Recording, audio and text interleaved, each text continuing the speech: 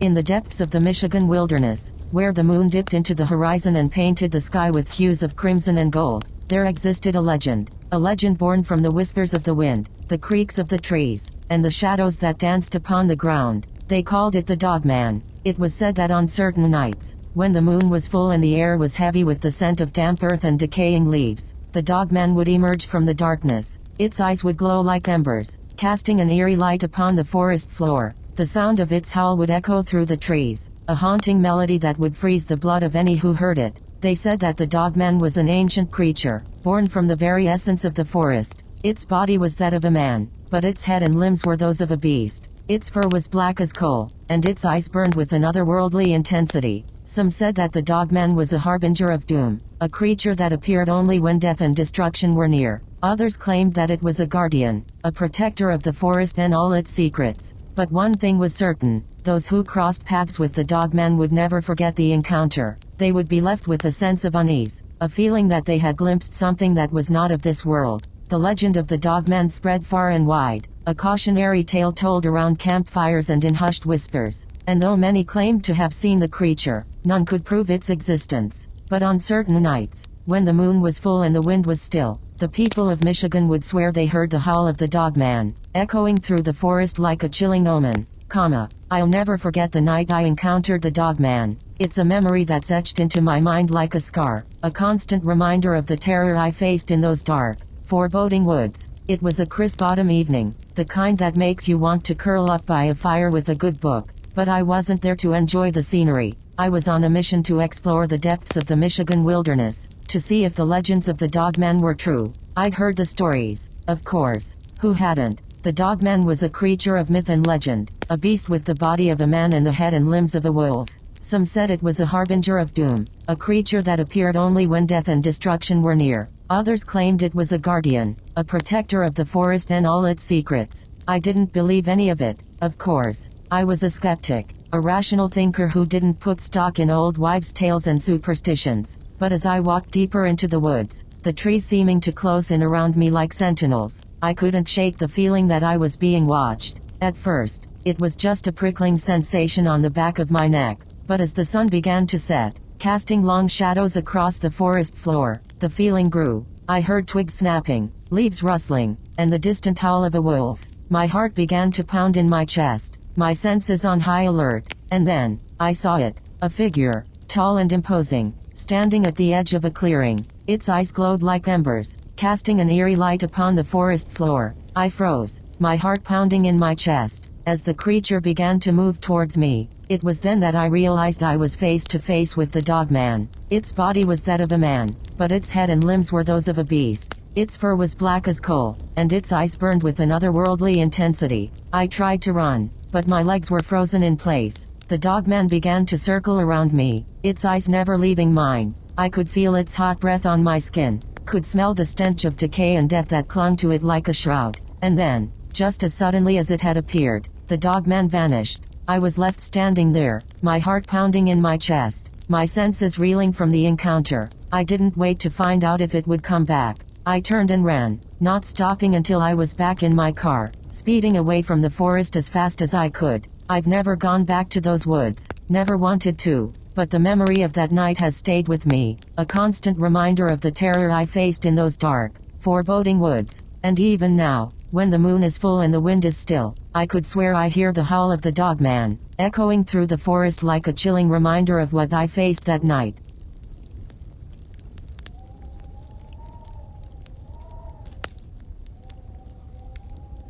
Warning: the following story is my own personal survival tale. I merely escaped with my life, which may not be the same for everyone. I'll never forget the night I learned how to survive a Dogman encounter. It was a lesson I'll carry with me for the rest of my life, and one that I hope will help others who may find themselves face to face with this terrifying creature. It started with a warning from a local hunter, a grizzled old man who had spent his entire life tracking and hunting in the Michigan wilderness. He told me that the Dogman was real, and that it roamed the forest, preying on the unsuspecting. At first, I didn't believe him. I thought he was just spinning a yarn to entertain me, but as I listened to his story, I began to realize that he was dead serious. The Dogman is a creature of habit, he told me. It hunts at night, and it's drawn to noise and movement. If you're going to survive an encounter, you need to be prepared. He handed me a small bag containing a few supplies, a silver-tipped knife, a can of bear spray, and a small flashlight. These are your best friends if you encounter the Dogman, he said. The silver will hurt it, the bear spray will distract it, and the flashlight will blind it. But you need to be smart, too. You need to know how to use these tools to your advantage. I took his advice to heart, and I spent the rest of the day preparing for a potential encounter. I practiced using the bear spray, I sharpened the silver-tipped knife, and I made sure the flashlight was fully charged. As night began to fall, I set out into the forest, my senses on high alert. I moved quietly, trying not to make any noise that might attract the Dogman's attention. But despite my best efforts, I knew I was being watched. I could feel eyes on me, boring into my skin. And then, suddenly, I heard the howl. It was a sound like nothing I'd ever heard before. It was a low, mournful cry that sent shivers down my spine. I knew, in that moment, that I was face to face with the Dogman. I stood my ground, trying to remain calm. I raised the flashlight and shone it directly into the Dogman's eyes. The creature recoiled, momentarily blinded by the light. That's when I made my move. I grabbed the bear spray and sprayed it directly at the Dogman. The creature let out a pained yelp as the spray hit its eyes and nose. I took advantage of the distraction to make a run for it. I sprinted through the forest, the Dogman hot on my heels. But I had the silver-tipped knife, and I knew how to use it. As the Dogman closed in, I turned and faced it. I plunged the knife deep into its chest, feeling the silver bite into its flesh. The Dogman let out a pained howl and fell to the ground, defeated. I stood over it, panting heavily. I'd survived the encounter, but I knew I'd never forget the terror I'd faced. The Dogman was a creature unlike any other, and I knew that I'd been lucky to escape with my life. As I made my way back to civilization, I couldn't help but wonder how many others had faced the Dogman and lived to tell the tale. And I knew that I'd never venture into those woods again without being prepared for another encounter with this terrifying creature.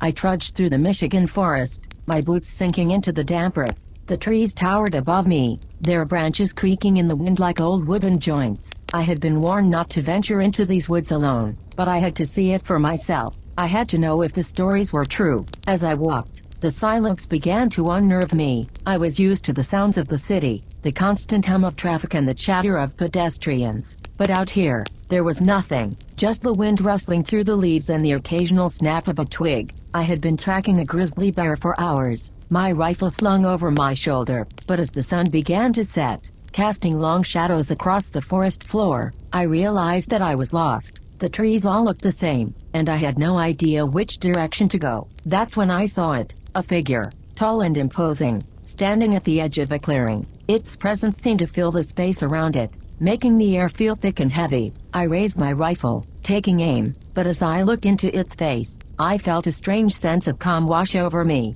It was then that I realized I was face to face with the Dogman. Its body was that of a man, but its head and limbs were those of a beast. Its fur was black as coal, and it seemed to absorb the light around it like a void. I tried to fire my rifle, but my finger seemed frozen on the trigger. The Dogman began to move towards me, its movement slow and deliberate. I could feel its hot breath on my skin, could smell the stench of decay and death that clung to it like a shroud. And then, everything went black. When I came to, I was lying on the forest floor, my head throbbing with pain. The Dogman was nowhere to be seen, but I could feel its presence still, lingering in the air like a malignant spirit.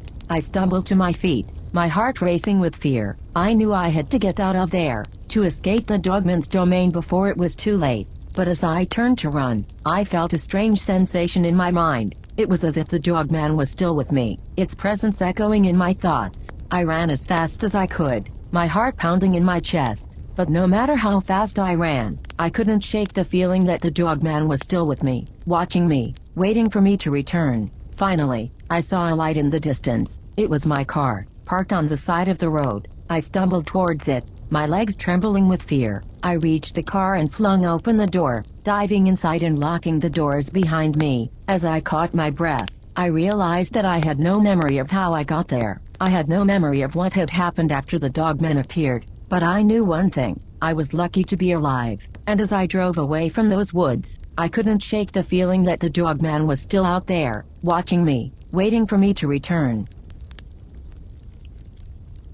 I'd been staying in the cabin for weeks, trying to escape the city's constant din, but on that particular winter night, the silence felt oppressive. I'd gone for a hike earlier, and when I returned, the front door was open, just a crack. I could have sworn I'd closed it. As I stepped inside, the darkness seemed to coalesce into a presence. I called out, "Hello," but the only response was the creaking of the old wooden beams. I fumbled for the flashlight on my phone and cast a weak beam of light around the room. That's when I saw it. A figure, tall and imposing, standing just beyond the reach of the light. Its face was distorted, not quite human, not quite animal. I tried to move, but my legs felt heavy, as if rooted to the spot. Then, I heard Max, my dog, growling softly in the corner. He'd been sleeping, but now he was standing, his eyes fixed intently on the figure. The air seemed to vibrate with tension as the figure began to move towards Max. I tried to intervene, but it was too late. The figure took Max. I don't know how else to describe it. One moment, Max was there. The next, he was gone. The figure vanished into the darkness, leaving me shaken and alone. The next morning, I found Max's body outside, beneath the old oak tree. There were deep claw marks on him, with obvious signs of struggle. I've been trying to make sense of what happened that night, but the more I think about it, the more it slips away from me. The cabin feels different now, the silence oppressive. I keep thinking I see movement out of the corner of my eye, but whenever I turn to look, there's no one there.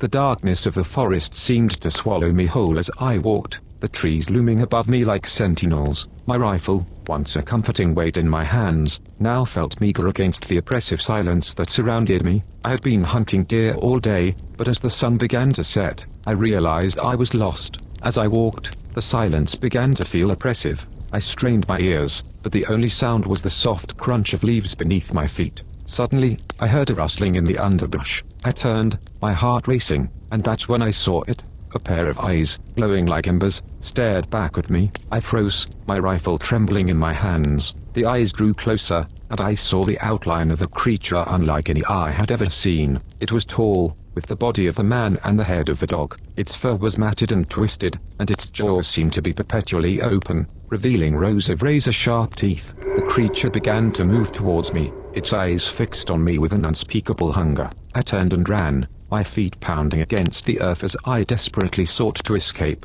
The creature gave chase, its howls echoing through the forest like the screams of the damned. I ran for what felt like hours, my lungs burning and my legs aching. But no matter how fast I ran, the creature was always just behind me, its hot breath washing over me like a wave of terror. Just when I thought I couldn't run anymore, I saw a light in the distance. It was my truck, parked at the edge of the forest. I summoned every last ounce of strength and sprinted towards it, the creature mere feet behind. I yanked open the door and leapt inside, slamming it shut behind me just as the creature was about to grab me. I locked the doors and started the engine, peeling out of there as fast as I could. As I looked in the rearview mirror, I saw the creature standing in the middle of the road, its eyes glowing with an otherworldly light. I knew then that I had merely escaped, and that the creature would be waiting for me, patiently, in the darkness of the forest.